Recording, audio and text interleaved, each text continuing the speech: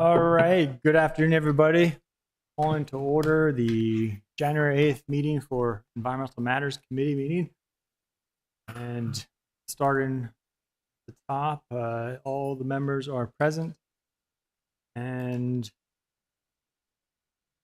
I have a motion to approve the agenda as introduced. So moved.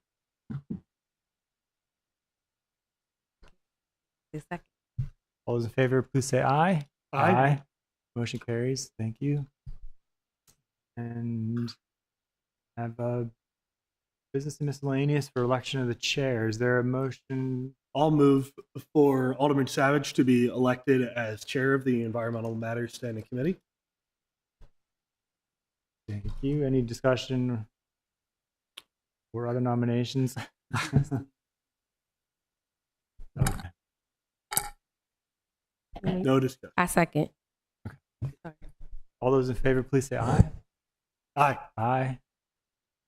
Motion carries. Thank you. Aye. Appreciate your support. And the general discussion. We have our. Oh, I forgot. I didn't need to modify the agenda, but need to remove.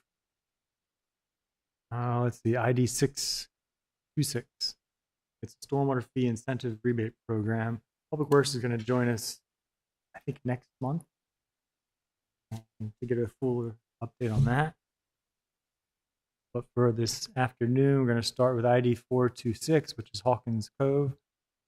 And so, staff, please join us at the table.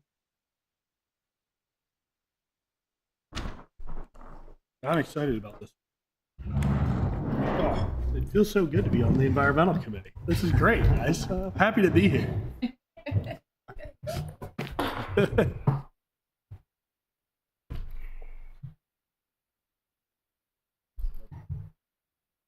Thank you for joining us. I thought it'd be a good idea for the new committee to get briefed on various programs. So for our meeting next month, I've already invited Plan and Zoning Brian Adams with the Urban Tree program, because I thought that will also dovetail well with the Watershed Restoration Fund. So thank you. So you're here to discuss Hawkins Cove. So yeah, what do you have for us? So hello, I'm Mike Rosberg. I'm the Stormwater Program Manager in Public Works. I've been involved with this project since probably the past 4 years or so. But since then, I've passed it along to Ann, and I've been working with Eric on this project. So I've still been involved and will be with the project, but overseeing Ann's work. So, hi, Ann Roeder, Stormwater Engineer, Public Works, and Project Manager for this project. And do we have the PowerPoint or the PDF in play somewhere? We don't have to open it yet. I just want to make sure that if we don't, then we need to. Yeah, we'll probably have it up here shortly. Okay, great.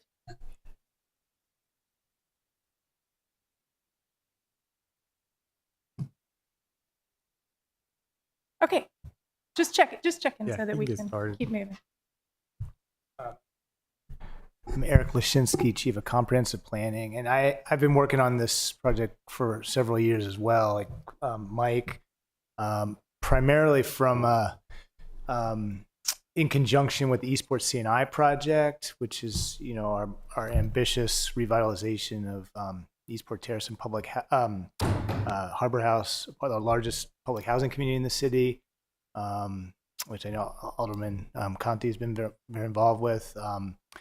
And it also just dovetails with our efforts to make public water access more equitable and just generally connect the city's parks to the waterfront. So, Ann from Public Works has really taken over as the primary project manager as we kind of move the project forward. Okay, well, we'll just get going then. Yeah, you can get started while they work out the technical issue. Okay, so thanks for the opportunity to talk about this project. I think, so we have a list of 100 CIPs, many projects in the works, but this one has risen towards the top of the priorities for this year, the upcoming years because it has been long in the making, and it has really a whole slew of different components and benefits that it could provide to the community. So do you want to talk about the location? Yeah, the first slide in the presentation, You have your packet, so you could look at yeah, that. this the map that shows Truxton Park and Eastport Terrace Harbor House communities. I mean, this was really just meant to reinforce the strategic importance of this site being a connection between where people live and where they recreate and reach the water. And Truxton Park is our largest city park. It's had an incredible amount of investment over the years. All the different assets, the swim center, the skate park, the tennis courts, boat ramp. So nature trails throughout. So this is already used. I mean, the trail connection that connects Hawkins Cove to Truxton is already used. It's just not a formalized thing. And the waterfront at Hawkins Cove is also in disrepair, and that's what we'll talk about primarily today. But next slide. So unfortunately, your packet is the expanded version, and we're talking about focus slides. But if you go now to, yeah, it's in there. But you can, this gets you the opportunity to skim. It's called Design Project Overview. Yeah. It's about That's the heading on it. 8 to 10 in. What was the header? Design Project Overview. Sorry, I'll talk into this. It has an aerial image that shows the Hawkins Cove shoreline project with this trail. Yeah. I'm distracted by the Greenway slide. Oh, okay. All right. Well, Yeah, there's a lot of good content in there, but Oh, no. it's like an hour-long presentation, so we didn't think that you needed all of that today. So on the design project overview, we try to highlight the main components of the project. So the project has actually kind of spurned a new project out of it. That's maybe not the best word, but we'll go with it, which we're calling the Truxton Green Network Connector, which is a trail that exists informally today, but we're formalizing it and making it an accessible, permanent trail with a boardwalk through that connects this Hawkins Cove site, not quite to Truxton Park, but to Primrose Circle, and then the next phase of it is intended to connect over to the trail. the nature trail network. The in Truxton. trailhead. Yeah, trailhead by the skate park. by the pool area, by the skate park. So that's a project that's sort of spun out of this project, and that's the Green Network Connector, which will be a timber boardwalk with trail improvements and wayfinding and educational signage. If you go there now, which I'm sure you have been there, there's a sort of half-broken sign that only really the insiders understand that that's a connection, but it is really a valuable connection between Eastport and the park, and then further over to the Spa Road area. So it's it could be critical in really connecting neighborhoods. Other components in the Hawkins Cove restoration project include a shoreline restoration. Oh, got There it. you go. Shoreline restoration. So there's significant degradation at the shoreline, and so there will be a living shoreline installed, and invasives removal and replanting, and really trying to improve the functioning and resilience of that shoreline. A pier extension, a replacement of the existing pier, and extension out into navigable waters, although we need to do some dredging in order to bring that into a navigable channel. This, Yeah, they're going through the big. This is the slide we're on right here.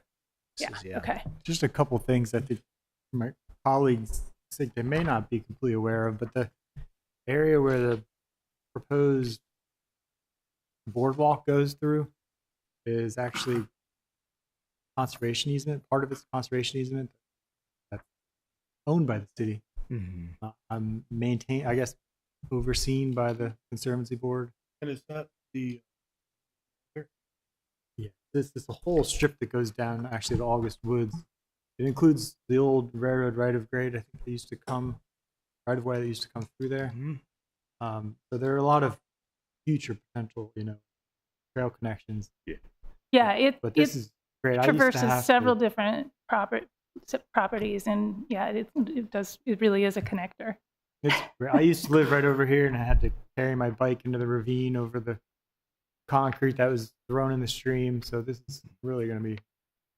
Yeah, I I mean, I lost see the mids do the run that Oh, yeah, they existing do, trail, yeah. but I think they're really the only ones that are hardy or dumb enough. I'm not sure which to do it every day.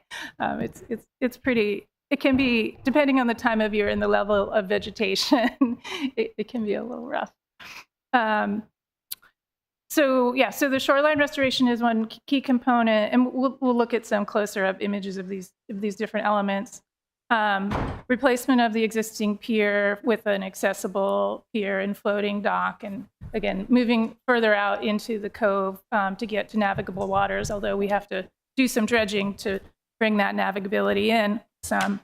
And then there's a stormwater management component and accessibility and site improvements in that park-like setting. It's really it's going to be a street end park, essentially, like the other ones that we have throughout the city. It's not going to suddenly be,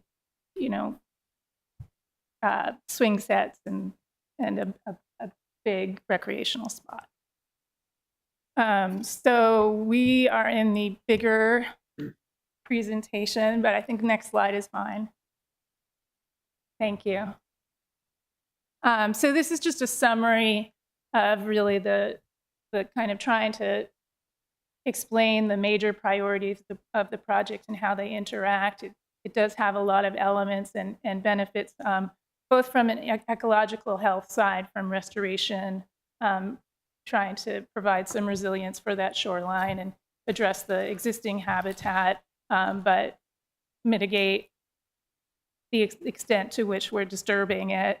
There's sort of a delicate balance there, because the existing habitat, while it's different than it was maybe 200 years ago, is a valuable habitat at this point. So there'll be sediment management and stormwater management from our stormwater management efforts, and then hopefully benefit to the aquatic habitat and the upland habitat. And then there's the public water access and recreation access component of this project, which is both the connection to the large-scale park, but also this immediate connection for really I think it's the most densely populated area in the city, correct? I don't know about densely, but it's the most important gap in water access in the city. If you look at Eastport, it's hard to believe. Eastport generally has quite a lot of access, but this is a very noticeable gap between Truxton Park and Burnside Street. So it's really it's a pretty important project from that perspective. Yeah, so we have a lot of water privileged residents, but we also have a lot of residents right there that don't have great water access, and I think this will fill that big gap. They might not necessarily all run out and buy kayaks and sailboats, but they'll have that immediate blue space access. And then those two benefits really kind of come together towards just generally improving community health through creating that community corridor that's connecting neighborhoods, providing more opportunities for environmental education and stewardship, a non-vehicular transit opportunity, better access to nature, social connection, water quality. So it just all comes together. So those are the three big priorities, and it's the components of the project really work to find that best balance between them. Next slide. So this is the longer presentation, so we're going to go ahead and just skip one, but if you are curious, you can go back and read these. But basically, what this slide is telling you is that this project has been through a full design process with lots of input. Next slide, please. So this is just a little more detail on the specific components. This is a closer up view of the living shoreline element. This area has been the recipient of decades of erosion, upland erosion, and really needs some help to build up its resistance and health at this stage. So the living shoreline will happen, and then the existing bulkhead, which will be removed, and it'll be replaced with a nature-based solution, which is a regenerative step pool stormwater conveyance system, which will be treating the water more slowly and more naturally before it enters the cove. Next slide. I just talked about that, the stormwater management. So that's really removing that bulkhead and installing the regenerative stormwater. But I think for like the non-engineers, I think it is. Thinking about the stormwater approach is like the land side and the water side, two different things. And this is more of the land side, you know. Yeah, I just got ahead of myself. Yeah. Yeah. Yeah. So this is the upland start. This is what's treating the water before it gets to the cove, and the shoreline is trying to keep things in place and protect them from future disturbance. A question on this. Yeah. So you're proposing to use core logs with a stone toe? Yes. So with the stone toe out, presumably outside the edge of the stone toe, and then the core fiber logs. How far down are you proposing to take the stone toe? I'm asking, I guess, what I'm getting at is just, it's a very low energy area. So I'm just curious about the velocities that have, I guess the wave action is pointed towards the need for the stone toe. This is what happens when you're elected engineer. Yeah, it just. It's fine. I mean, I understand. It is. I mean, it is currently a low energy environment.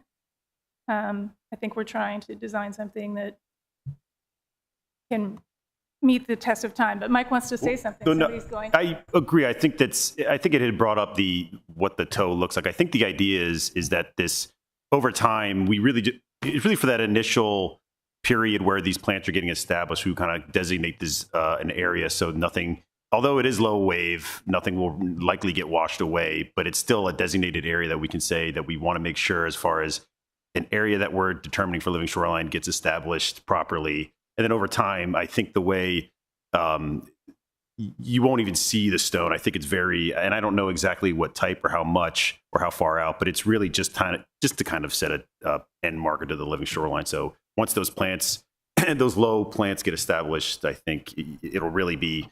You won't even see the stone. It's not like big. Yeah. It's not a Gabian, giant event. right? It's just a way to kind of get the establishment going and provide a boundary. Yeah. No, And I'm there's a little just section bringing there. it up because I guess I just encourage you to look at, because we tend to shy away from hardened approach like that. Yes. Because there can be unintended consequences on wildlife, as far as I know we don't have too many turtle species, I suppose, but we're going to have some that may need to be able to access the marsh and stone. There's a stone revetment like that. I just think it might be a little overkill. At the very least, I see there are at least 2 gaps, which is good. Anyway, just might be a question for your Right. Who Well, and designed so this? the living shoreline is not continuous. It is a limited area. So their area over to the right in the drawing, you can see the marshland area does not have the living shoreline or the toe. So it's really just for that pretty small designated area where around the pier. Okay. Next slide, please. So speaking of the pier, so we're changing orientations, which is slightly confusing. I'm sorry for that. So the pier is, again, there's an existing pier there. I don't know how long it's been there. Looks like a really long time. And it's really falling apart and being eaten by the silt, basically. So that will be removed and replaced with a new, longer, accessible pier. So part of the longer is to make it accessible, but a bigger part of that is to move the pier out into a spot where we can create a navigable channel. There's pretty low water depth to sometimes no water depth in that first few, say 10 feet of the cove. And so we're extending it out quite a bit to achieve all those different purposes. So at the same time, we need to dredge back to create that navigable channel. And again, there's that sort of magic balance point between how far should the pier go out and how much should we dredge. Dredging is considered disruptive to the existing habitat. And so it's something that's permitted by the Maryland Department of Environment and the U.S. Army Corps of Engineers. And so we were working with them to find that sweet spot between those two things. It also is expensive, and so we try to find that balance as well. And it needs maintenance. So we can't tell you exactly when it will need to be redredged. It kind of depends on what's happening upland and how our new regenerative stormwater system works and lots of different things, but we'll be monitoring that. There will be an adaptive management plan for the project, but ultimately it will need to be redredged at some point. So we want to keep that in mind again when we're deciding what the point is. Question from the bottom. So what I'm curious about, and I am not a stormwater engineer, but I deal sometimes with stormwater markets. And I'm just curious how this is helping us meet our MS4 requirements. Is this like, how are we measuring the benefit of these stormwater improvements? Are we doing it in acres treated? Are we looking at sediment? How do we say this is such and such good out of it? Yeah, so we're getting, you want to answer it? Or, Go for it now. Okay. Yeah. We are claiming restoration credits for the regenerative step pool stormwater conveyance. And then there are also credits available for the living shoreline component. We're not particularly treating impervious area because there isn't impervious area. There is a parking area, and we are making some changes to that, but we're not reducing. So it's really I think those are the two main components for the restoration credits. Yeah, and I think this project has lots. It's a restoration. It's got trails. It's got pier. It's got the living shoreline and stream restoration. So I think this is an opportunity for us to check a lot of different boxes. I think that's kind of what we're saying. This is meeting a lot of different needs. So for the MS4 credit, we're also constructing what makes sense. We're trying to get the most out of this. We're just trying to perform this restoration, living shoreline, storm as that makes sense for the area. And then whatever we get out of that is part of our portfolio of our restoration goals. And then once, there's concept level estimates as far as acreage treated that you can get for the living shoreline and the step pool storm conveyance. But then once we get more, I think we might have them. I just have them off the top of my head as far as exactly the number, but it's included in our restoration goals. Gotcha. Yeah. Cool. I think I'm hearing what you're saying. It is not the primary thing we're designing for. No, but it is it's definitely part of it. Mm-hmm. And what's a bigger part of it is the actual benefits that the MS4 is trying to create, like the natural, the living resource response and the habitat. Let me drill in on that, because I think that's a great question there. Like, when you say the actual benefits here, tell me how you define them. So water quality improvements, dissolved oxygen and nutrient reduction, and then also habitat and resilience, all those different the living resource response is, the big new push Right. to That's the understand CESAR report. that, not to just focus Yeah. entirely on nitrogen, phosphorus, and sediment. But we definitely have nitrogen, phosphorus, and sediment, especially sediment, to deal with on this site, and we will be working to manage that. Cool. Yeah. At some point, and I don't expect you to have the numbers right off the top of your head, but I would be interested to hear what we expect those nitrogen, phosphorus, sediment reductions. Yeah, we to look definitely like. have those calculations. I'm sorry, I don't know them off the top of my head, but I could. You're gonna at some point we're gonna come across this in the environmental committee that I'm a big believer in those nitrogen phosphorus reductions. Sure, like living resource is good, but nothing can live if you can't breathe. So I'm a Right. big believer in that. But Right. like I said, doesn't have to be right now. Thank you. Okay, so I think we have some details about the pier and the floating pier, but I don't know that we need to go into that right now. So let's maybe go to the next slide. With the two presentations. We go to the oh yeah. Well, it's interesting. I'm looking at we have had some questions about the dredging, but this shows you the blue line or the extent of the proposed dredging operation. Yeah. And my recollection is that not covered by the grant money or is it? So we have applied for waterway improvement funds for that. Okay. Those are pending, and I wouldn't say that they're a shoe-in at this point. We'll get to the budget in a little bit, but there are funds available. We don't currently have funds for that component of the project. What's the estimated? Well, what's the total project cost? And then the dredging separate from the dredging cost. So we'll get to that, but the total project cost. Did you have that later? Yes. I'll just wait. Yes. Just Later. I'll wait. But going to the dredging question, has anybody done? Just curious because it's always fascinated me. But has anybody done a core sample of the sediment in that creek? Just to take a look at how much legacy sediment there may be, how far down the original bottom actually is. We definitely, I believe, during the early design phases, we have geotech work for this area. As far as how far out in the creek related to the dredging, I believe, I think our consultant would know more.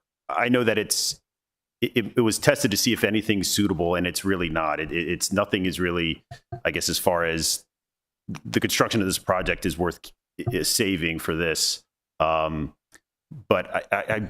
it's a good question. We could probably get back to you as far as the geotech work done for the dredging. I just don't know. Yeah, I'm just interested from a standpoint of, I'd like to get a conceptual understanding of how much sedimentation we've experienced over the years. Yeah. And when we look at that core sample, how much of it is from runoff? Is it from just sedimentation? How much of it is from leaf deposition? How rapidly has that occurred? I mean, I know, how many years you want to go back, but back when 1800s, this was cleared for agriculture. It had a lot of erosion, and then we had development after that. I'm just, because I have anecdotes from neighbors who grew up on Back Creek and tell me, back when they were kids, they had water that was 5 feet deep with crabs and SAVs, and probably similar here. Now it's a mud flat, but not even right 70 years ago. Yeah. It was. Could we move 2 slides forward since we have the bigger slide deck? We'll just use them. So here's an image from 1957 and 1970, images of the cove from those 2 years. So looking back a little, there hasn't ever been this highly navigable channel, deep cold water channel there. And I have a map from 1932 that shows 1 foot depths out to 20 feet from the shoreline. So it's some of that is lore and some of that is true, but certainly the habitat has changed and there has been an enormous amount of siltation in the road. Yeah, in fact, I think Alderman Thorpe grew up on the Cove and like has kind of substantiated that too. His recollection, always pretty shallow. But yeah, so I don't know about the cores. We could look into that as kind of before my time, but it's a good question. But it's definitely been a point of much discussion and consideration about what the right amount of dredging is. And no, unfortunately, the material that's there is not adequate, is not good for for beneficial reuse. So we'll have to ship it away. And we want to consider that too when we're thinking about how much we're removing. So, I mean, I know the county has some disposal sites. Can we use those? Yes. Why is it not beneficial? I mean, it's not like the Baltimore Harbor where it's full of chromium or something. What's the It downside has to do with the composition of it. It's not that it's completely polluted, but it's just not. Gotcha. It's not good quality. Sure. If you go to the next slide, please.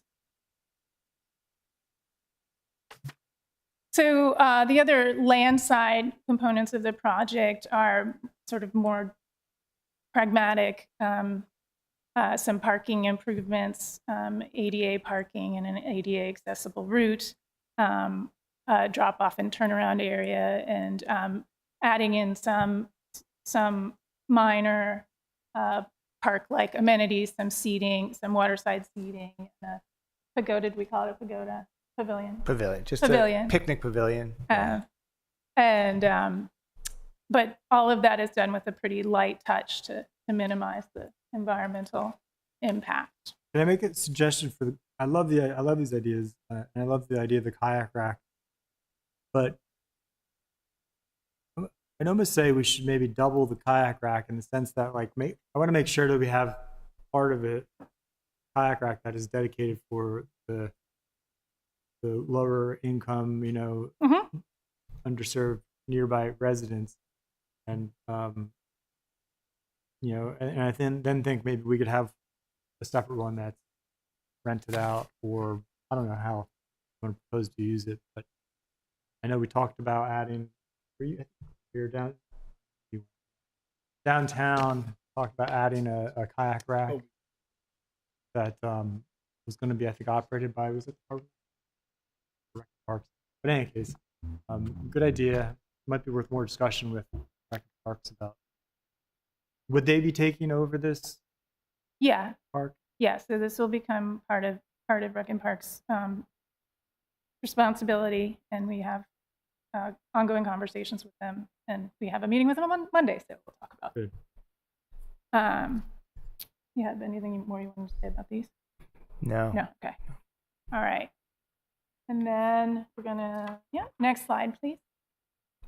And then this is just a slightly closer up, although it's a broad geographic area, so it's hard to get really close up, but view of the trail connection, and an image of the idea of it.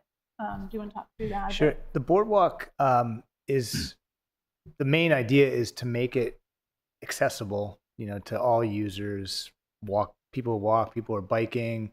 It's going to be 10 feet wide. So the image in the upper right looks like it might be more than 10 feet. That's just a precedent from somewhere else. But essentially, this is going to be wide enough for people to go in two directions. And there's a kink in the trail that you can see on the plan where it does kind of a dogleg sharp turn. And there's a way for cyclists to get off of the trail and sort of do a bypass to get back on the trail. What do you mean? There's a dog leg is just it's still flat at grade? Yeah, well, it's the boardwalk trail that has railings, and you can see it. You'd have to do like almost a 90-degree turn, and so sort of to as a benefit to people who might be on a bike, so they don't have to get off and walk it, and they can basically go straight and meet up with the trail at a point where it's at grade, and so there wouldn't be any railing, and they can kind of come back to the trail. And that point about the trail being at grade, at the grade level, at some points it'll be elevated on pilings. that's important because we had some questions about whether this was going to block wildlife, and they will be able to go through where it's at grade. It won't be a obstruction to them. So the other thing I think is interesting, the design team found a route that if you go to that trail today, it has some steep terrain and definitely is not ADA compliant today. They found a route where they could maintain that lower pitch without really having to take out any significant trees. So that's a really good thing. Yeah, so the layout looks a little arbitrary, but it's not. It's very carefully navigating existing contours and some significant grade changes to maintain that accessibility, and also working around the trees, some of which are substantial trees. There's also some minor trees. Yeah. Okay. Next slide. We're going to skip that one.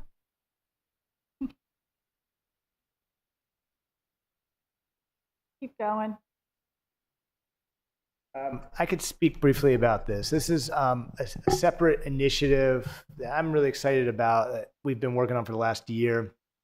That is a citywide improved signage initiative focused on both water access and trail access. And this is the one, yeah. No, this is it. This is it. We're actually doing this signage redesign effort under the Access Annapolis brand, and to really put emphasis on the importance of making our public spaces more accessible and inclusive and inviting. And this was like low-hanging fruit that came out of the public water access plan. We found that so many sites have outdated signage, and the standards that we had in place for signage typically require 2 posts, and they're kind of very large signs, which with some of our street end parks mean it's challenging to even find a location to put that sign. You're hitting some underground utilities in some cases if you don't thread the needle. So these would be new signs on a single post, much more efficient with the amount of text, and very consistent. And Hawkins Cove will be one of the first sites to get the new signage. We're actually nearby. We're laying out the signs for the Spa Creek Trail right now, because that's an existing trail that doesn't have great signage, outdated signage today. So you'll be seeing these show up pretty soon. Exciting. And we'll also be working with Rec and Parks to establish some educational signage along the way, probably at the Cove, and then somewhere on the trail. Yeah, this signage initiative has really been kind of a cross-departmental initiative. So Public Works, Rec and Parks, Transportation have all been involved in this. Okay, we're going to skip forward several slides and go to the project schedule. What's that? What? I said, we're skipping over the plant palette? We did. We did. If I'll you want to survive. geek out about that later, we can do that offline maybe. So this is our target schedule for these 2 projects now. The Truxton Green Network Connector Trail has just been submitted for grading permit review, and we are hoping to bid that out and get that started for construction this summer.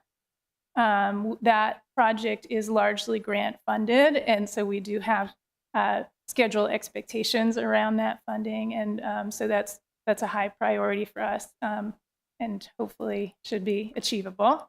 The bigger lift is the Hawkins Cove schedule, which has been the permits for the joint permit application through MDE, through Maryland Department of the Environment and the U.S. Army Corps has been submitted and is in process. It's not a short process, but we are hopefully reaching the tail end of that.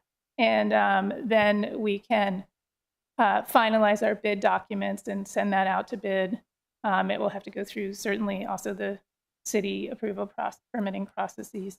And we're aiming for construction start in fall of 2026. That will be a longer construction project. And so target is spring 2027 for completion. You look like you have a question. No. I'm good. Okay. Wish you luck with it. I hear those city grading permit reviewers can take a long time. Well, I will review that. So, next slide, please. And here's the other hurdle for us is the funding. So, so the project is fully funded for design. Both projects were funded for design through an assemblage of grants and some city funding, but mostly grants. And I have the details of that, and you have the details of that in your package if you want to look at them. But for construction, we have a deficit of about $950,000 to achieve construction at this point. We have 2 grant applications submitted and pending, both with DNR. One was, I mentioned to you, was for the pier and dredging, for the which is the bulk of the cost, the bulk of the expense of the project.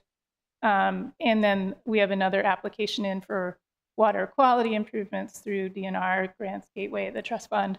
So we are waiting to hear on those, but neither of those are a guarantee. The trust fund one in particular is a very, very hard grant to get. Yeah, and probably only harder this year because I don't think their funding is looking so hot. Mike, can you just repeat what you just said about how much the gap is? Did you say 150,000? I just didn't hear. 950,000. Okay, It's the red number at the top. I thought you said 150, and I was confused because it didn't match here. 950. Does that include did you say that included the funding for dredging? Yes. Potential funding. Yeah. So the total cost is the 1.921 for design and construction for Hopkins Cove. And we have 974,000 of that are allocated through various sources already. So we're missing about $1 million. Got it. Just to Pier and dredging. Round numbers. Yeah. So those are the Understand. different components. Those kind of the breakout of the cost of the different components. Yeah, thank you. This is it's written out very easily to understand. Did you find that? So other potential sources that we're looking at, we are part of the Severn Whole Watershed Partnership, and we have prioritized this project for funding through that initiative for this year. I don't know if they're going to do that, but we shall see. And then there's the DGS Consolidated Bond Loan, potentially. And then there's city funding. Those are our current options besides the 2 that we've already applied for, but we're also open to other suggestions. We've applied for several things and not gotten it. It has been a difficult year for grant funding, but we're still prioritizing the project. So next slide. Next slide. So that's it. As I mentioned, we're submitting for the trail has been submitted for grading permit review, and we're hoping to start construction in the summer. And Hawkins Cove has a few more permitting hurdles to get through, as well as funding hurdles before we can proceed with construction. Any other questions from the committee? One of the things I'm going to be paying attention to with our projects is the ratio between design and planning funding and construction funding. Yes. Right. And this is absolutely not a criticism of any individual person, but just in general, our projects, we end up spending so much of it on design. It's one of my favorite metrics as well. Well, so awesome. Thank you. So maybe you will know the answer to this. Would you say this is like 1 to 3 from looking at the budget book? would you say that's pretty typical, or is this something that we're spending more on design, less than typical? How's it, just ballpark, how does it compare to other projects that you work on? So I don't know the metrics of all the projects because I'm relatively new, but it is something I mention every time I get onto a new project. I think that this one is pretty high. If we didn't go through the extensive history of this project, but it is extensive, and there has been a huge amount of outreach and different design phases and effort. So I think it is on the high side, but I would say that it would be great to do that analysis across all the capital projects and understand it, and be able to have a thumbnail number that we can use, a rule of thumb number that we can use for project costs moving forward. Alderman Huntley. Jackie Guile, Deputy City Manager for Resilience and Sustainability. Part of the reason there's been some design extra costs is this project has gone through so many iterations and additional add-ons and ideas for additional funding and then we had the Green Connector and all of which makes sense and in the end is going to be a real asset to the community and to the city as a whole. I mean, this started, I think, in one of the first things I hit running when I became Deputy City Manager was, I think it was January of 2022, and originally started as a $130,000 Chesapeake Bay Trust Grant Award. So, and then you see how large it's become, and it was just for removal of the bulkhead and the living shoreline and for dock repairs at that time. And you see how much larger and more extensive it is now. Yeah, page 4 goes through the history, and it's 2021, so it's even more. Yeah. Cool. Thank you. Yeah, like I said, I think it's just something we want to keep our eye on, not for any individual project, because lots of good projects do require more design. But as a whole, how do we keep those costs down so we can spend more on getting stuff done? Yeah, I'm glad you mentioned that. And on that topic, what's the total square footage, acreage of disturbance, roughly? Don't know the answer to that. Trail, I don't know. Okay. I'm asking just because, this came up with, you remember like the Hilltop Lane culvert? I think it was going to be a CIP project that was like 1.5 million or something like that. But we ended up figuring out a way to lower that using, I think we ended up getting a blanket permit from county for certain types of stormwater work. And I'm glad Eric's here too, because I think I may have mentioned you too, but I want to expand that approach for stormwater projects so that we don't have to always do it. We could do an in-house design. We could do field engineering, right? Similarly for transportation and cycling, I would really love to get to a point where we can just get in bike lanes, we get bike paths even, without having to go through an extensive design engineering phase, because we have standard details for a reason. Why not just use the standard details for a lot of this work? Again, we're starting to do that more with the stormwater in my day job, right?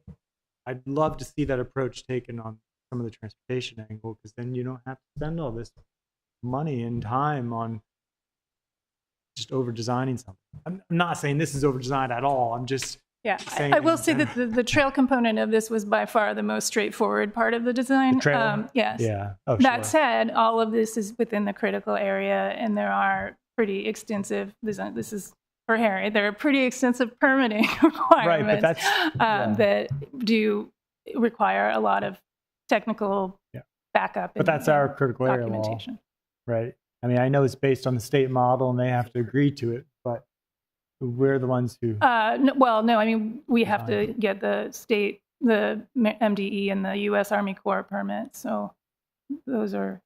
I guess for the disturbance to the wetland. That's right. But like as far as the critical area regs, those are based on our own iteration of that. There's several different layers of permitting in this project. But and then we didn't even talk about the harbor master permitting, which is, again, that's us, but it will be a lift. Because, I mean, they do have, like, Forest Conservation Act needs to be improved, but it has some built-in exemptions for restoration activities. I'd like to see again that idea expanded to include some of these other projects. Just planting a seed. Something Noted. I'm interested in. All right. Thank you all for your time. Been super interesting. This has been very interesting. Thank you guys so much. Thank Thank you. you. All right. So Thanks. we've about half our time left. We have 2 presentations left. For yeah, that's I need to get her too.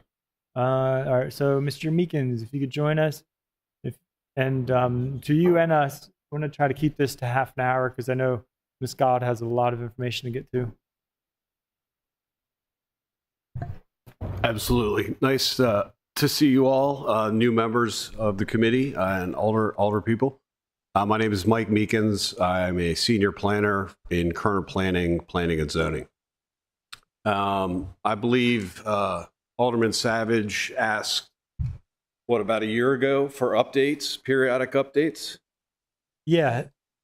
So a little context. This predates even me on the council, but actually it may have been started by Mayor Lippman when he was on this. But in any case, years ago, the department started giving updates to the committee as far as development projects, because we often get a lot of questions for those, and it obviously directly ties to Forest Conservation Act, critical area laws that we are keenly involved in and care about. So this is just an opportunity for us. Typically, it gives an update on things that have changed, and that's what he has highlighted in red. But if you have questions about any kind of development going on, now's a good time to ask. But he may need another meeting or 2 to get a response. But, Yeah, absolutely. Thank you. Thank you for that opening. First question is, I did email what's on the screen. I am old school, so I brought hard copies too. I don't know if anyone would like hard copies. Yes, you'd like one?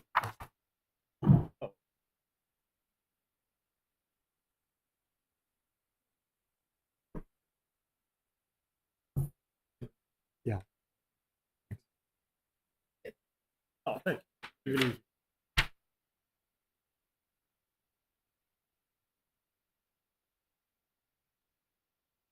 I think we settled on you coming maybe every 2 months or so, but 3. You know, Okay, 3 months. I think we said quarterly, but it's at the committee's or the chair's request. I can be made available. I mean, this document lives and is generally updated within a couple weeks of the invitation of to come speak before the committee. So, it's at your call, but I think we did originally say like quarterly, every 3 months. Thank you. So briefly, just to describe what you're looking at, they are what we identify as major projects within the city. Generally, some of them are residential, but some of them are commercial, or the majority of them actually are commercial. Anyway, just to highlight what Alderman Savage said, and give you an idea of what you're looking at, the color code, there's a chart on the back of or there's a legend on the back, the last page. But what I've done in the past, since I've come here maybe half a dozen times, is just highlight what's changed from the last meeting. And so everything in blue, there's really no change. Everything that's not highlighted in white, with the red text, are items that have been updated since the last iteration or the last meeting.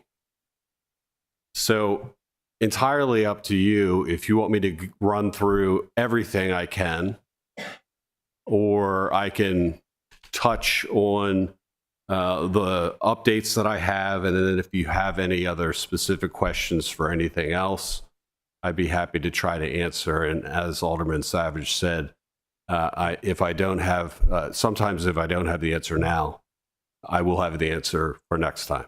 For the sake of time, I suggest just going through your updates, and then if folks have questions, we can go back to something. Sounds good. Work. Is that good? All right, so top of page 1 is the AutoZone project, which is 1942 West Street.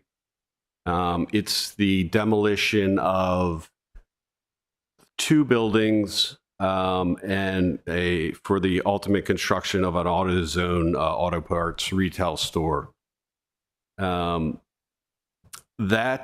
demolition, if you've driven down West Street, possibly you might have seen it, is underway. And just for context or history, this is where the Chris's Charcoal Pit restaurant was. There were several other storefronts in this strip mall, and it was damaged by the tornado. Well, not completely destroyed, but damaged by the tornado some, 5 years ago. So it's the redevelopment of the site. It's a 7,400 square foot building, associated parking with underground structured stormwater management. It's gone through the planning commission, or it went through the planning commission and got approval. Everything has been approved minus the grading permit. The building permit's been released. The grading permit is actually just, we'll say, right around the corner to be approved. They're just working on agreements and bonds and basically the tail end of the permit process paperwork. So that will, like I said, demolition has already started, and that is the redevelopment of 1942 West Street. And good and bad on this one, get on my soapbox. It's not directed at. It's not directed at staff, but good and bad on this one. The bad is just, and Mr. Meekus has heard me go off on this before, but this part of West Street, it's very auto-centric. We're replacing asphalt with more asphalt. It's unfortunate, but that's kind of the pattern of development that's on West Street until we break it, hopefully with some kind of transit that's going to enable better and smarter growth. But so it's just until we change that and open up to pedestrians, it's going to be just dominated by cars. So I do cringe at this, but I get it's not staff's fault. But I do think the good is that I think staff was able to, with the planning commission, get them to take into consideration and build out or protect part of the weed trail that goes behind that. Is that correct? Yeah, correct. There's pedestrian and bicycle access point that the developers agreed upon along with the property owner to provide access to the WEE trail. So that's a plus. I don't know if you want to talk about, I can talk about, but to your point, the vehicular mindset of cars on West Street, but the mitigation that was also proposed, and the developer didn't have any pushback with basically trees in the buffering the rear of the property, and then the landscaping and trees immediately adjacent to West Street. Yeah. So, excuse me, that was, that was not exactly ideal, but it was definitely a plus, I would say. It's not a perfect world. Yeah, and from what I recall, they wanted a very large parking lot so that they could turn around their delivery truck. Well, yeah, it actually stems from the delivery trucks and fire department. So the fire department didn't want, but the design had to incorporate a ladder truck going into that property. And if you're not familiar with the property, it's pretty much long and narrow. So to make all that turning work, you kind of had to leave where you proposed a lot of asphalt. Fire trucks have reverse. But it speaks to, there are a number of issues I think with our code. We need to try to, they can work against each other on, but I'm going to give the chief a hard time next time I see him. All right. Thank you on that one. What other updates do you have for us? Okay, so the bottom of that first page is Parole Place, which is located at the intersection of Forest Drive and Old Solomon's Island Road. Kind of catty corner to the grocery store is that Lidl? Yeah. So it's the assembly of multiple parcels. Ultimately, it's a planned unit development, special mixed planned unit development. No, I'm sorry, it's a planned unit development that includes one main building that is multi-family above retail. A parking structure, and then townhouses, 66 townhouses. So again, it's the assembly of all this. Right now, there is a strip mall. There's So it is mixed then. yeah, it is. I'm sorry, I misstated. That is mixed because of the commercial element within that. So anyway, But The zero up- zero MPDUs, if I'm not mistaken. this is the one that predated the updated MPDUs. There are some slated. It predated. Well, I lost one vote, and we got zero. We would have got more MPDUs out of this in one vote than we got in the past 20 years. But I digress. How many soapboxes you got? I have you know me. I have a lot. So anyway, it has gone through all the approvals, planning commission. Most recently, the update here is that the subdivision plat has been reviewed by various agencies in the city, approved, fully executed, and signed and recorded.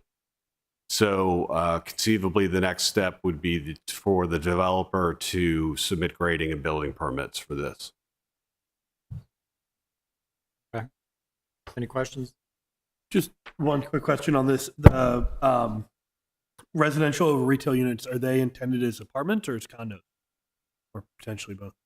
Apartments. Okay. So yeah, so the residential element above the first floor, commercial or retail, would all be like workforce housing, small units, 1 to 2 occupants, and apartments. So basically rental. But the idea behind the applicant's concept is workforce housing for that.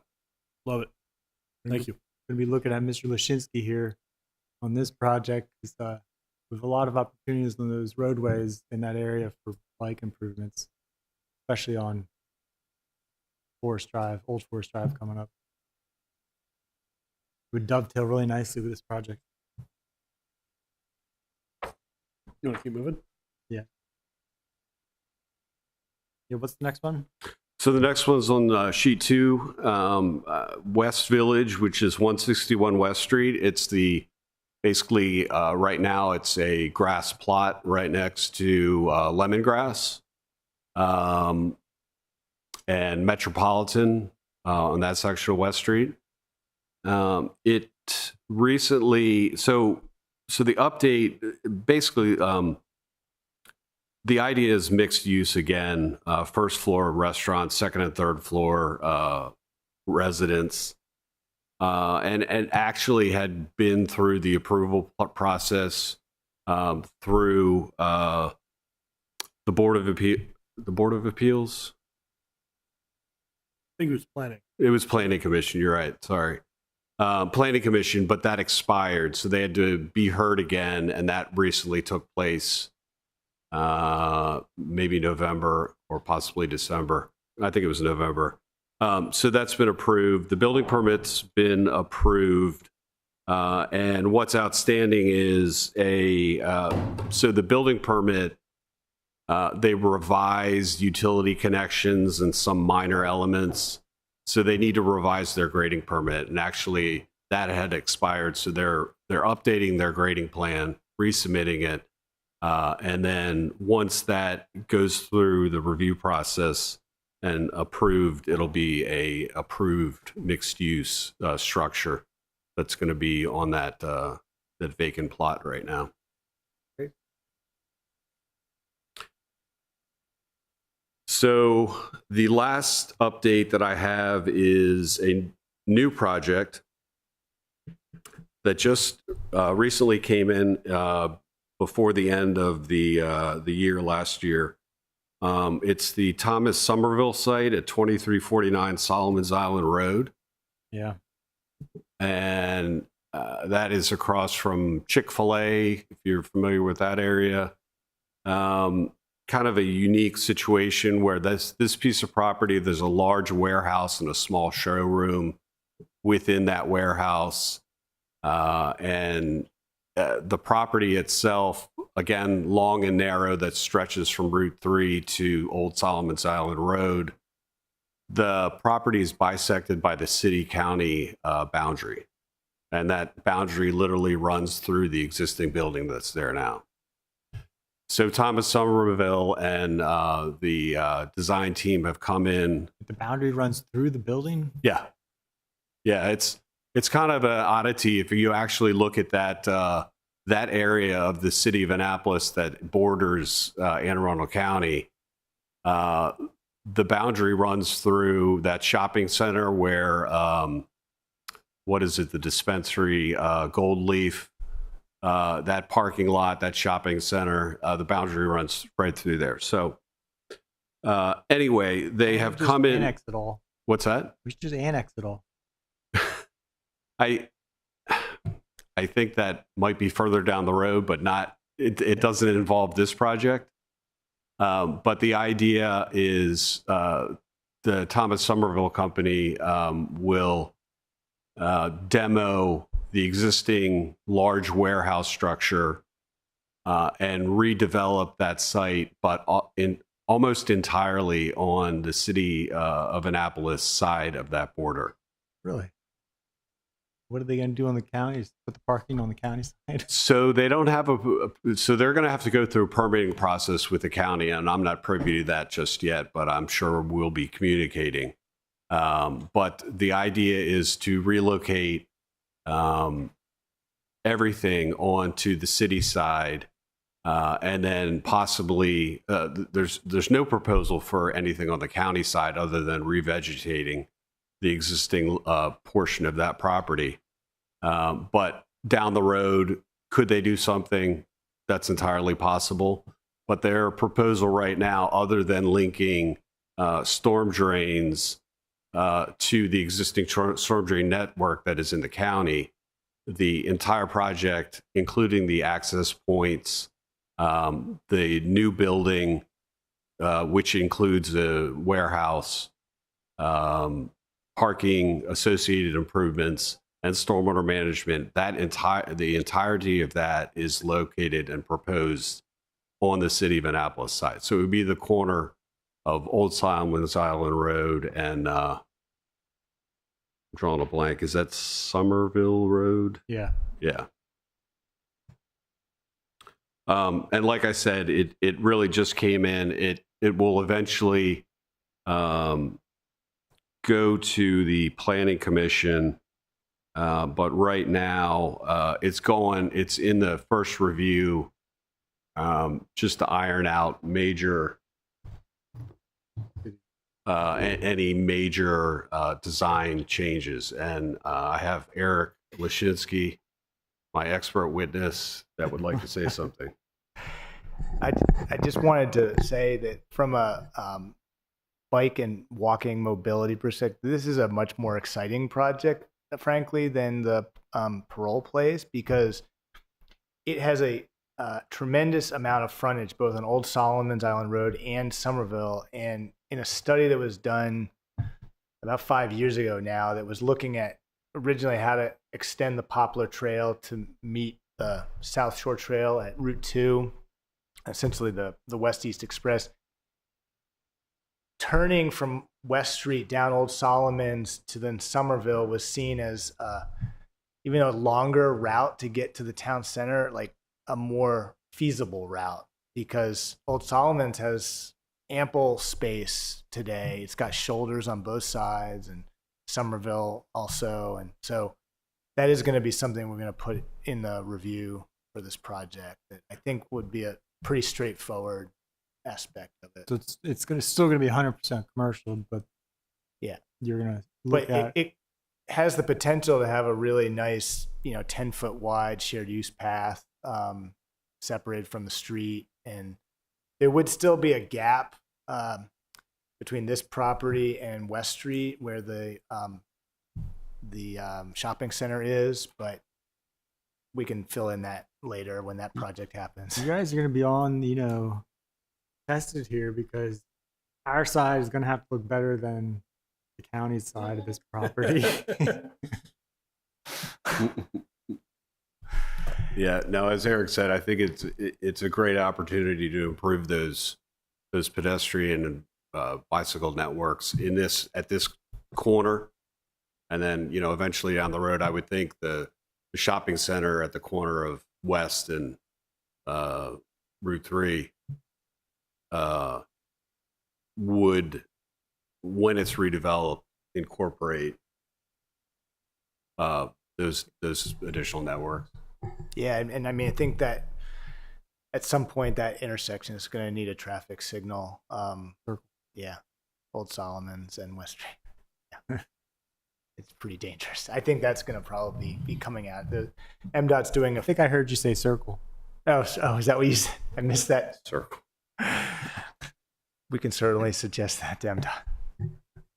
Actually, that's a good point. It might be good to factor that in, the right of way in with this new proposal, in case we decide to put something at Somerville in. I'm sorry, I'm stuck on something else you said. You said the intersection of West Street and Route 3. 2. Oh, Route Oh, 2. Route. did I say 3? I meant Route 2. That makes much more sense to me. Thank you. Yeah. Apologies. Thanks, Eric. Thank you. Anything else on that one? No, that's actually the last one, and available for questions on anything else. But that would be my typical presentation for the committee. Thank you, Mr. Meekins. Any other questions for Mr. Meekins on any of these other projects? Yeah, I did have. All right, Alderman Huntley. Thank you. I wanted to check in on this lawsuit, Eastport Landing. I know this has been a long time project, but I was just confused at where in the last two sentences here it says, plat must be recorded and a building permit must be obtained within 5 years of October 16th, 2024. So tells me it expires October 2029. And then the next sentence is, the site design plan will expire if a building permit is not obtained by 10/16/25. So the site design plan is now expired, but the building permit is not? Is that the situation? Can you help me square those two dates? That's what I'm trying to get at. Yeah, no, I understand what you're trying to get at. I believe that's a typo, because this project is basically it has expired. They have not their site design review. Their site design review would expire if a building permit is not obtained by 10/16/25. So that never happened. So essentially, that was one thing I was going to bring up at the very beginning of this. Some of these projects on this list are going to be deleted because they've either, in this case, expired or they've been completed. Gotcha. Okay. And then I think that answers my question. I was just going to give you a heads up that I think very soon we'll see an application for the project where there's an abandoned gas station on West Street right now near Westgate Circle. So hopefully by the next time you're back here, maybe that'll be on this list. we actually had a pre-application meeting within the past month regarding that. So nothing formally has been submitted, but we did have a virtual pre-application meeting to talk about some of the issues, to talk about some of the track and the process that the applicant had questions on, which is something that we offer routinely. So yeah, you could be right. It could be a month or two, but yeah, if we do this quarterly, you very well could see that on this list. Thank you. Any other questions? Hearing none. All right. Thank you for your time, Mr. Meekins. All right, thank you. Deputy City Manager Guild, are you ready to present on your Yes. updates from your office? But first, we do have Public Works here to provide an update on the Spa Road project to be funded through EPA, hopefully. So there was a public meeting last night, and they're here to provide some information about that project and the application. So I'd like to bring them up first. Great.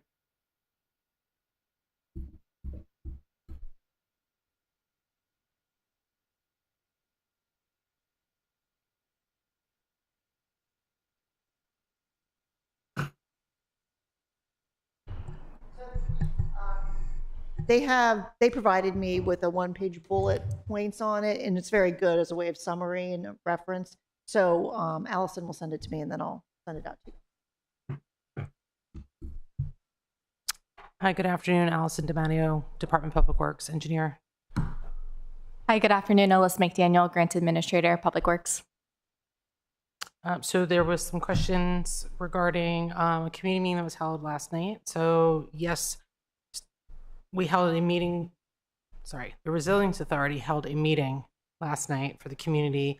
It was at the Bush Library from 6:30 to 7:30 p.m. City staff was there for support. We feel the meeting went very well. We had a good resident turnout and also representatives from other community groups like Play Annapolis and Severn River Association. Currently, we have no additional information to present that council has not already heard during the Ordinance 02025 presentation. It was essentially the same presentation. The notice for funding from the EPA grant came out November 20th of 2025. It was expected to come out in September, and we had a small government shutdown, so it was delayed. So notification came out November 20th, 2025. The grant application is due January 28th, 2025. EPA condensed the application time from previous years. This meeting's the EPA requirement for the Brownfield Cleanup Grant, and it was hosted by the applicant, the Resilience Authority. The city's not the applicant. We're a responsible party, so Resilience Authority has to be the applicant. We are going to have Resilience Authority is going to have additional community meetings as we move through the process. The site is part of EPA's voluntary cleanup program, and so we will be having additional community meetings for that voluntary cleanup program. And once we obtain brownfield funding, additional community meetings will be required to meet those funding requirements. So Resilience Authority actually posted signs on December 22nd, 2025 on the site and throughout other areas of the city. City of Annapolis did a share alert on our social media December 23rd, 2025. Resilience Authority has also placed information about the meeting on their website, and a website has been created specifically for this property. It's sparoadproperty.com.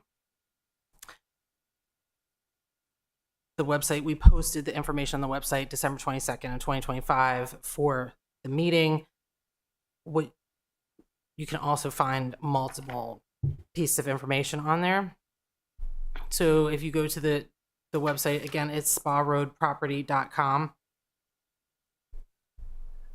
The community meeting presentation is available.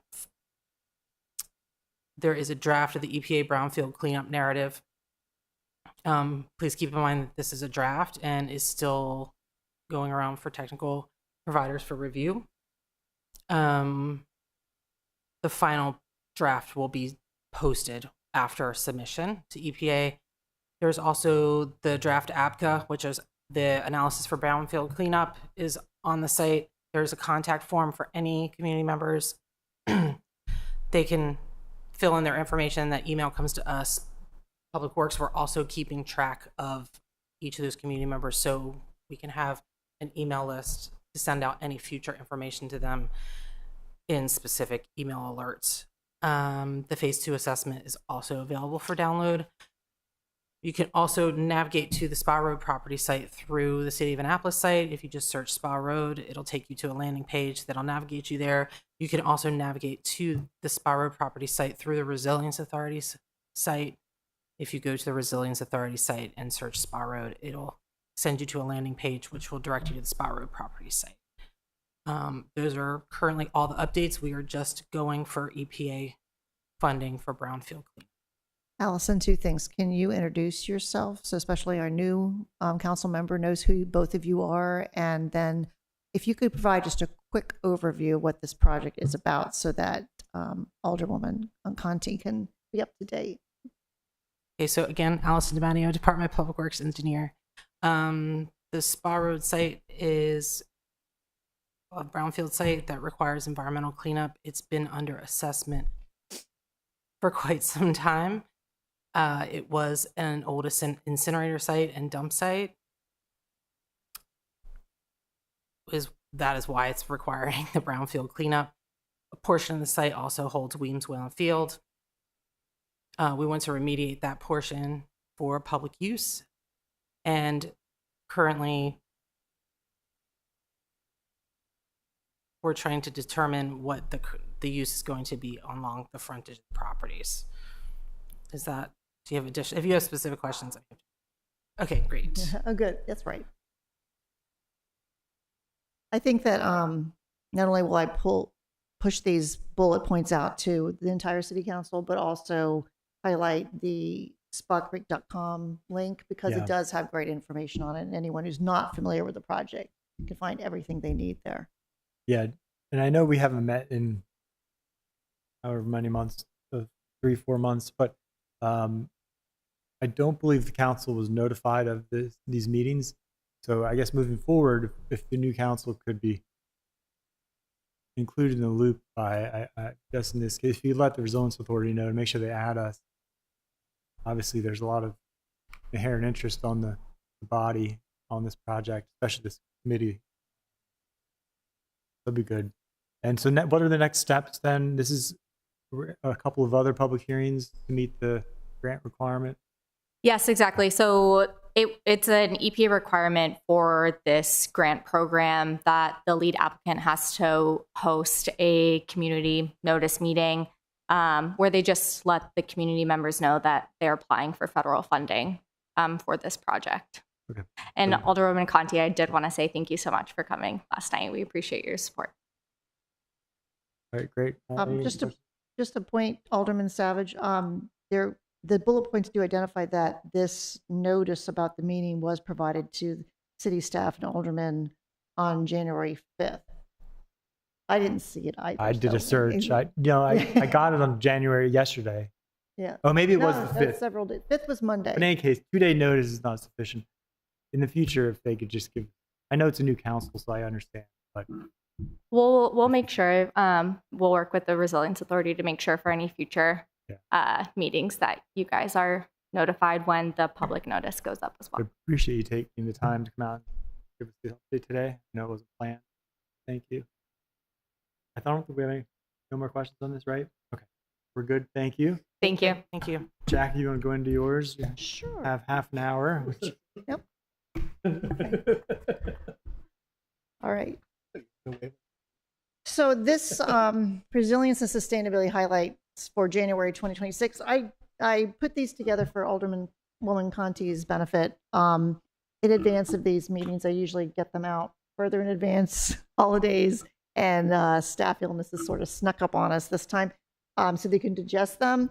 It is a long document. These are not all of the projects we either have primary responsibility for and or are involved in other projects. These aren't all of them, but I try to highlight the main ones.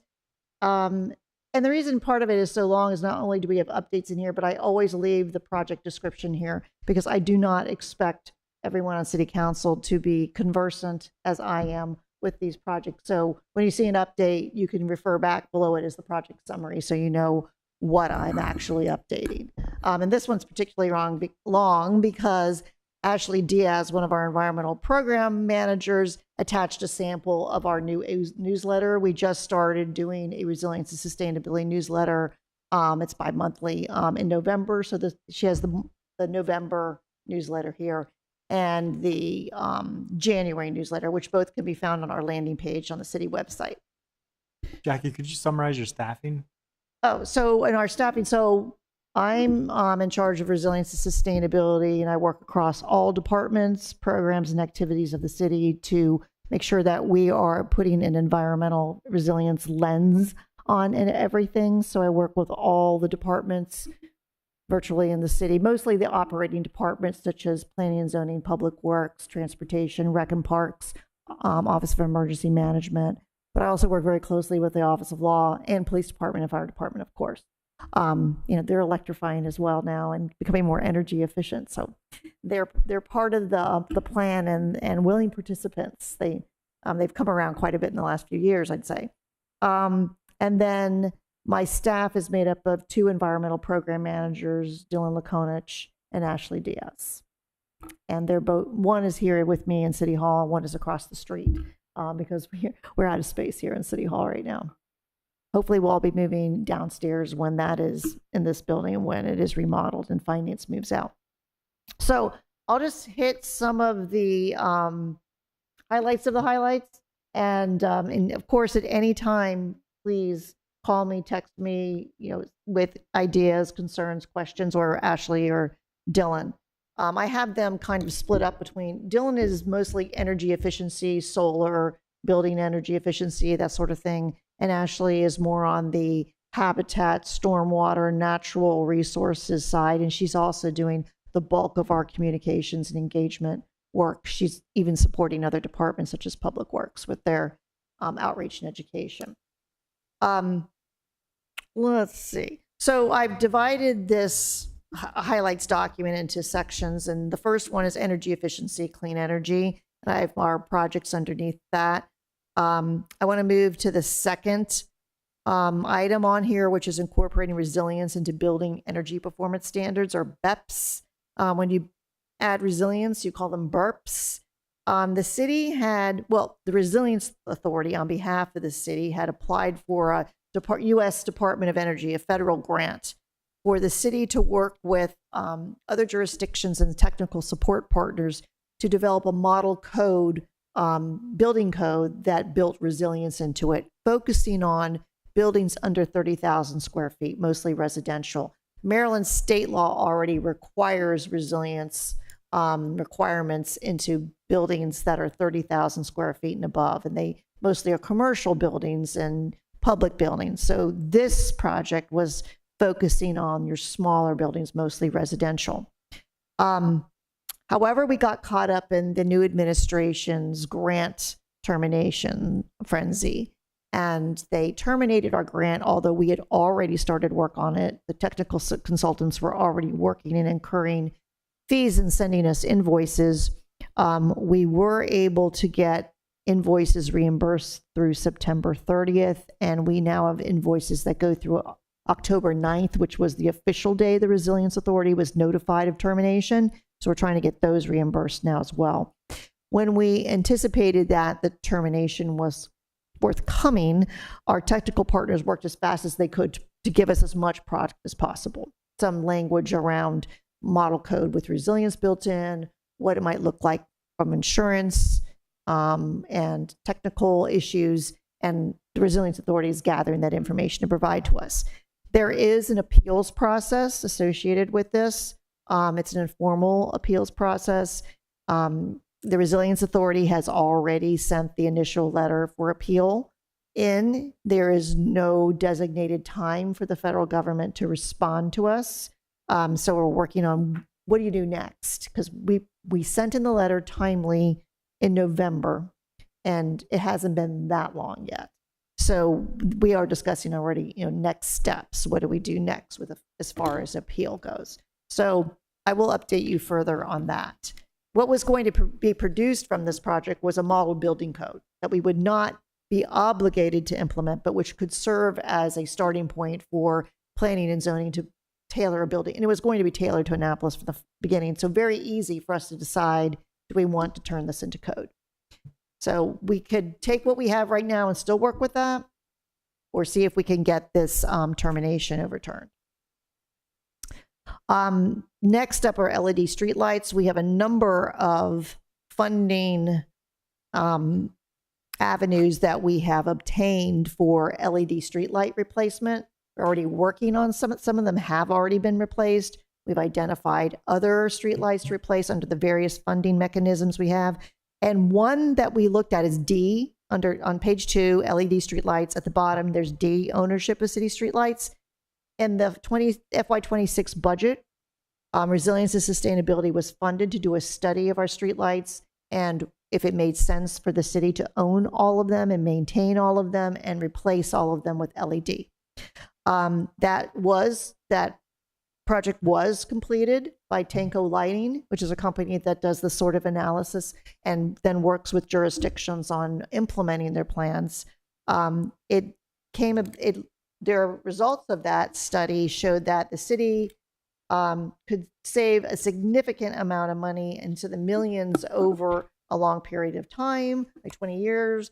And the next step would be for the city to actually do a more comprehensive analysis and then start to negotiate with BG&E on obtaining the rights to the streetlights. So the city owns some of the streetlights and maintains them. BG&E owns some of the city streetlights and maintains them. And then the city owns some, but they're not maintained by the city. So there's like 3 categories of them. In the third category, BGE maintains them or somebody else? A third party. Okay. So most of the streetlights are still owned by BG&E and maintained by BG&E. A small portion of them are actually owned and maintained by the city. So their analysis showed how much we would save over time.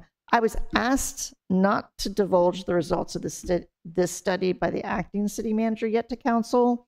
I need to speak to her more about that because the study is finished. It was funded by city council as part of FY26, and we have that report in hand. And as soon as I'm allowed to, I will share it with city council, and you can actually see how much we would save over time and what the calculation is for the city to buy and maintain our lights ourselves, buy them back from BG&E, that is, our street lights. So comparing to how much we pay BG now. Excuse me? Compared to how much we Yes, pay yes, and it BG is now. significant, the savings. I mean, we're talking in double digits, millions over a 20-year period. Some of the lights are more expensive than others because they're in the historic district. And then the Cobra lights, the ones that are kind of curved that you see outside of the historic district, are much easier and cheaper to replace. But we've looked at different options for the historic street lights that either have the acorn on them or the tobacco leaf. And that's in historic preservation is very particular about the design and keeping that design. You had a question? Well, I'm curious.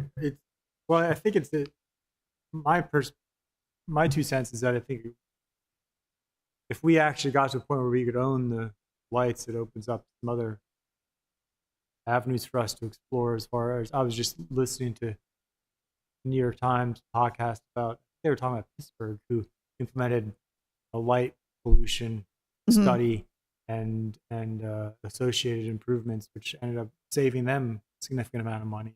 Remember, they even said they gave the mayor or council, I think, had the power to dim the lights during the street lights during certain you can dim events them and you can bring them up to full capacity. So if you wanted to light up the street, if there was an emergency and you wanted to do an evacuation, for example, you could really bring the light up.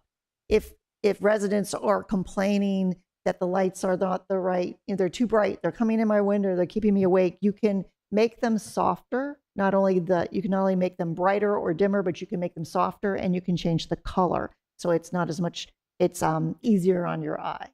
So there's all sorts of things they can do, and they do that remotely. So it would just be a call from the city at any time of the day to the manager who, that they're available apparently 24 hours a day, and they can do it remotely.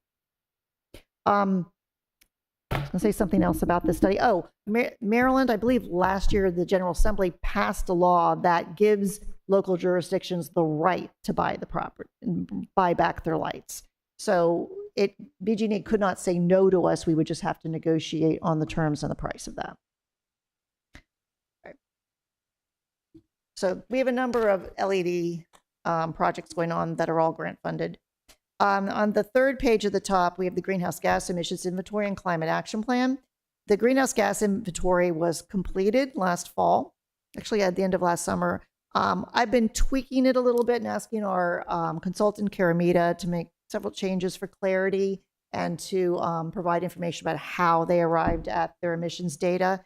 So as soon as we get those revisions done, that will be made public. We'll put it on our website and we'll share it with council. Meanwhile, our consultant, Karamita, continued to work with the stakeholder groups it had established around different types of emission sources. And this involves staff time as well as environmental organizations and other stakeholders identified through the process. They have completed the stakeholder interviews and are now running everything through their formulas to come up with, which included, part of the stakeholder process was to include recommendations, like how we could achieve reductions through transportation or energy efficiency in building or with multi-mobility kinds of approaches. And we have different pathways for that. We're comparing this against a 2006 baseline to achieve 60% reductions against that baseline by 2031 and net zero by 2045, which is in line with the Maryland priorities and goals. So we're staying consistent with that. So we plan to have the climate action plan draft available probably within the next month and a half, get that up on the website, invite further public comment on that, and then have the climate action plan done for April, Earth Month, Earth Day, to roll it out during April.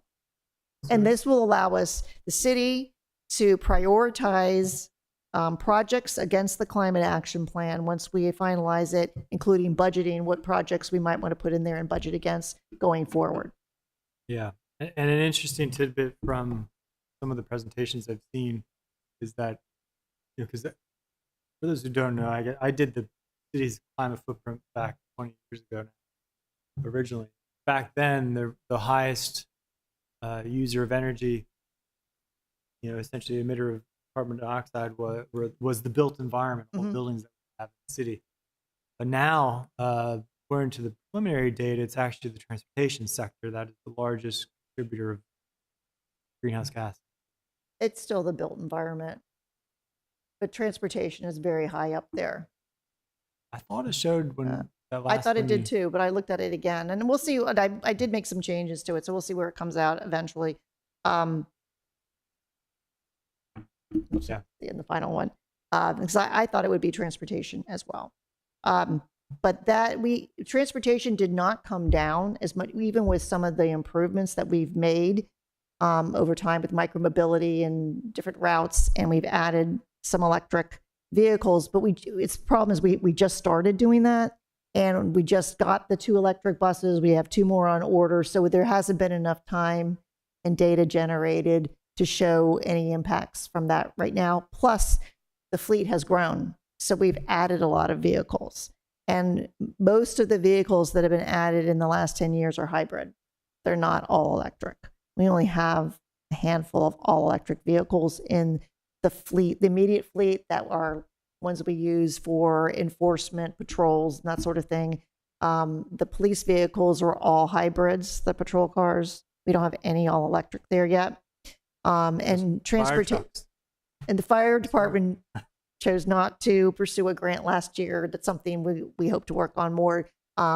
Chief O'Malley is open to that, to working towards electrifying the fire department, and Chief Jackson is also open to more electric vehicles in his fleet.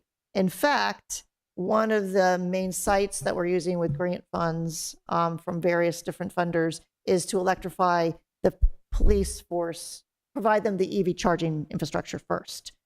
So we will be putting in fast chargers, at least one fast charger there, and some slow chargers at the police department. It made sense after we did an evaluation of all our government facilities to do it at the police department.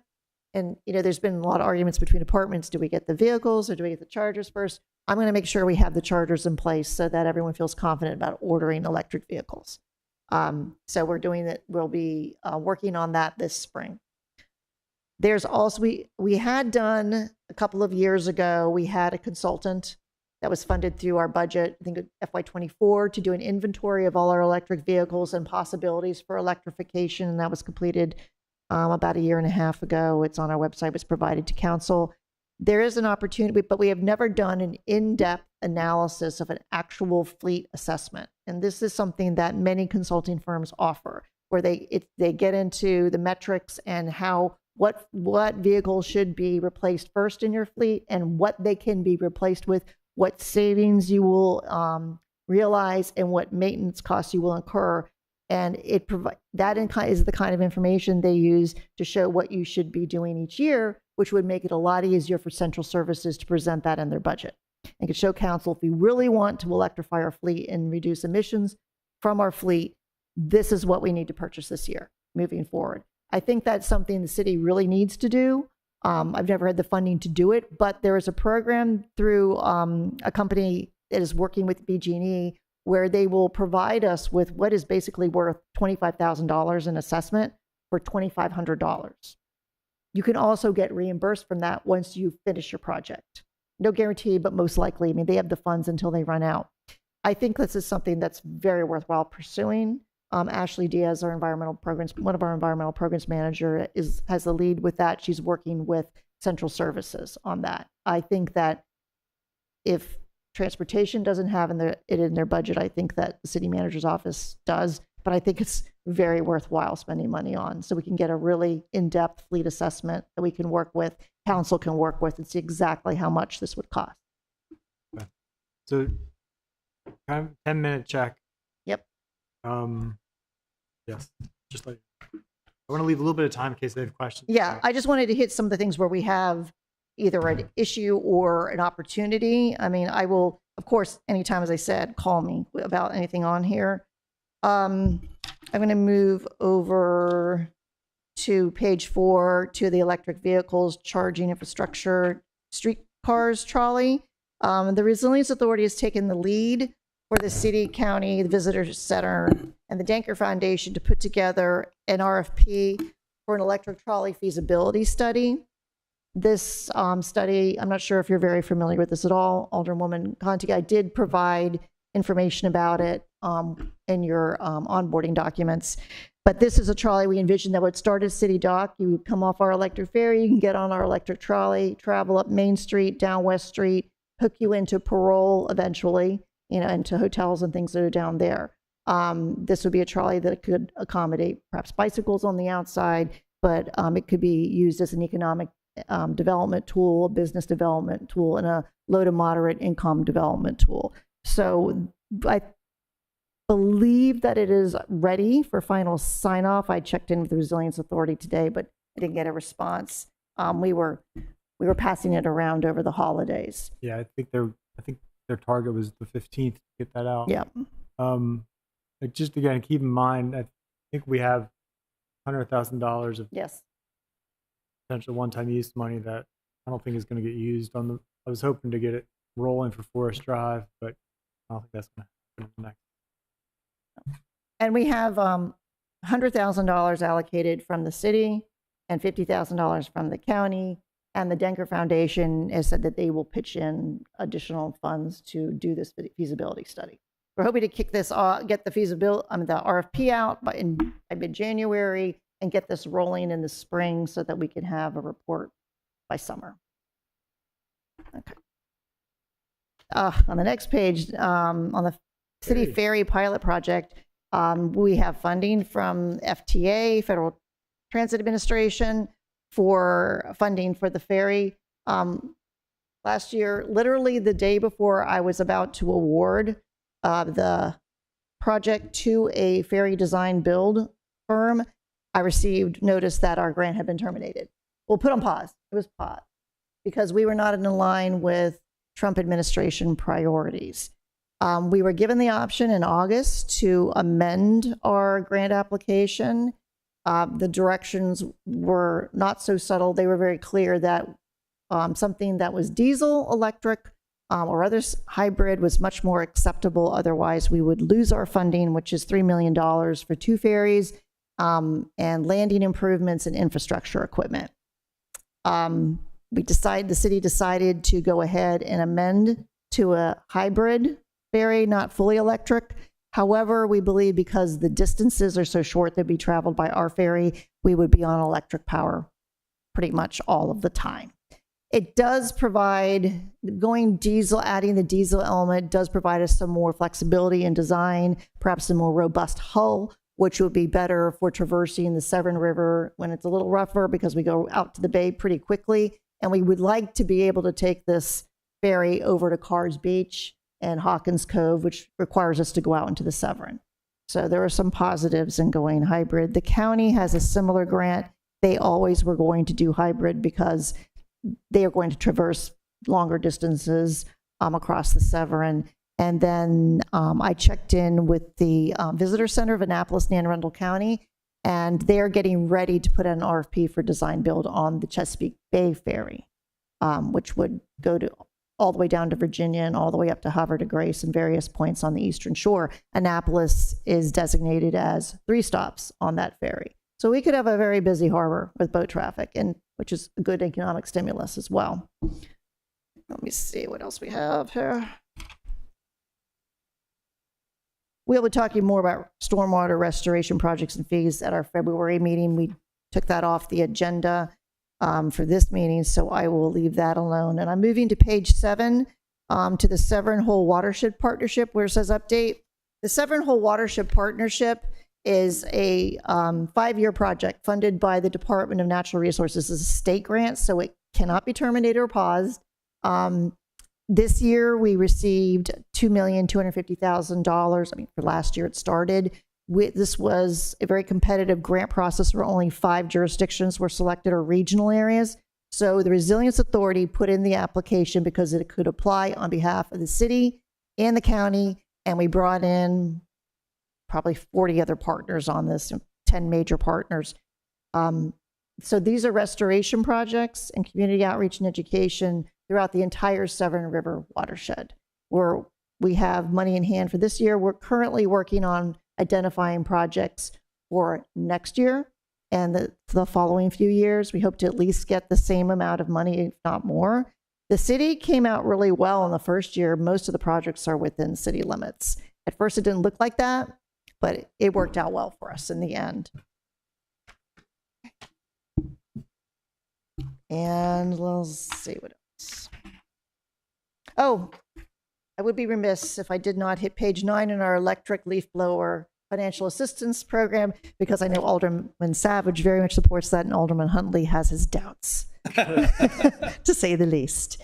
So the electric leaf blower ban went into effect last year.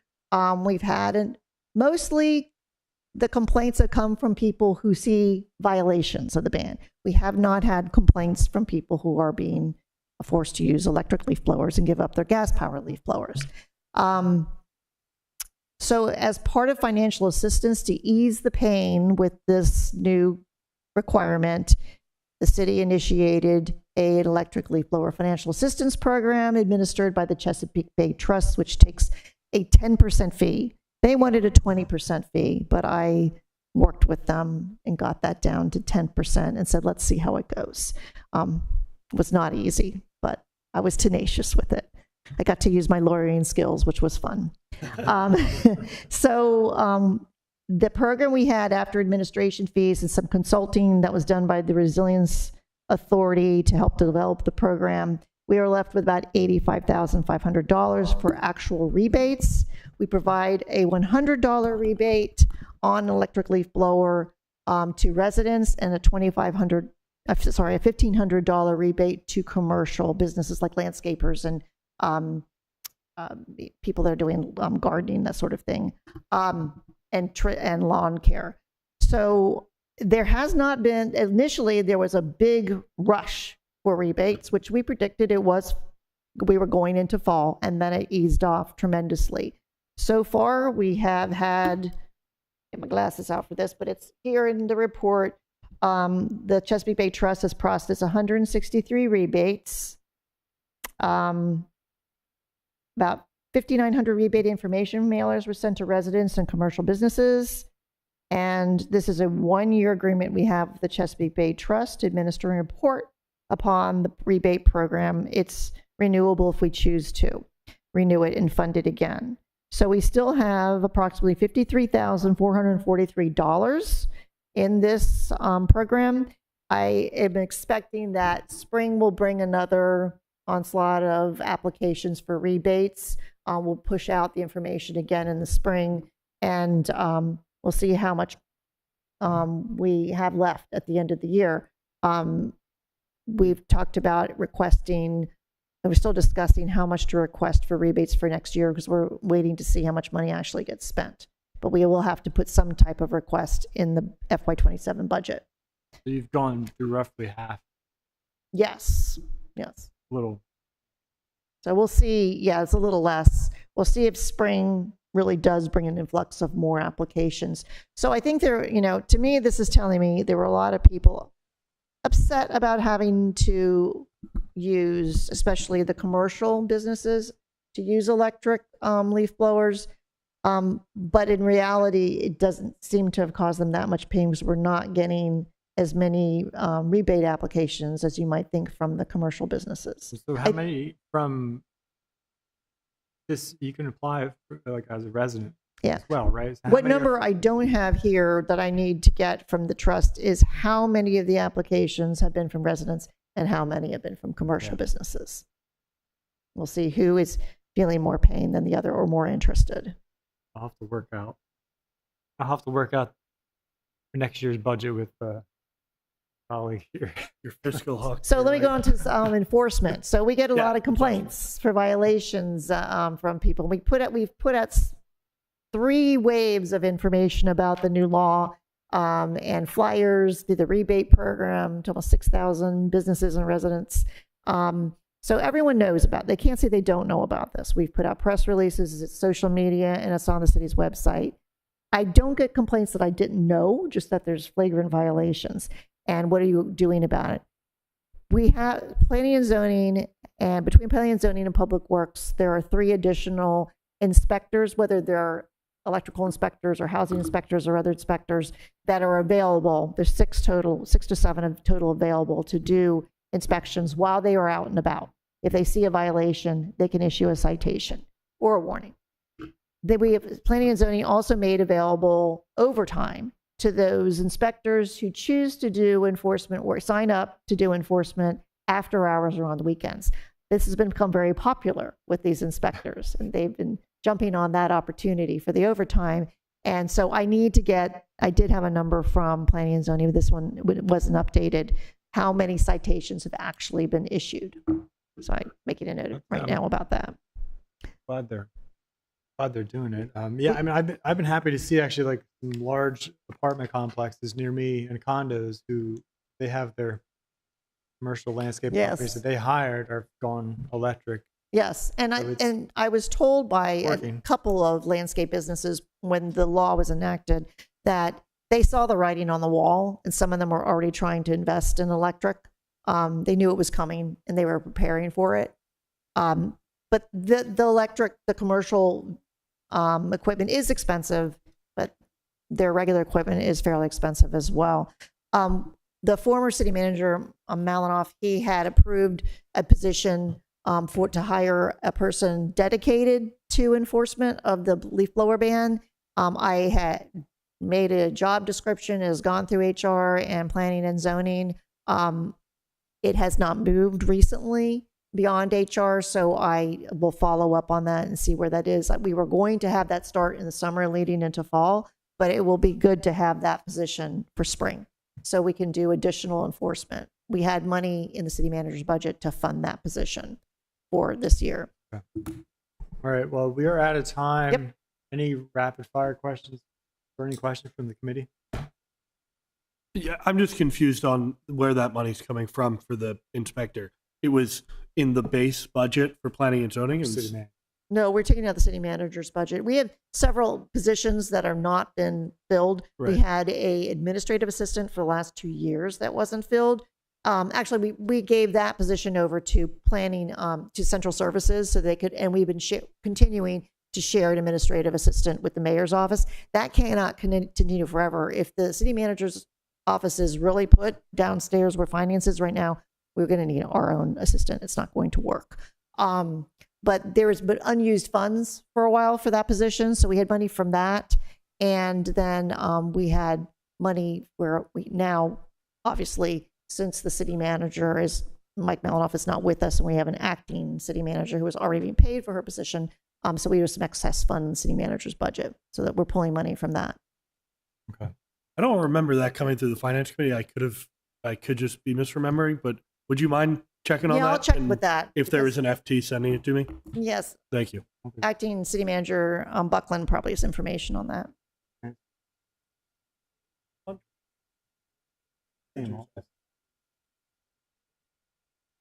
Yeah.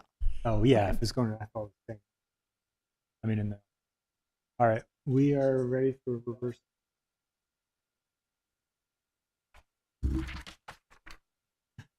That concludes the meeting. Anything else for the good of the order? Yeah. All right.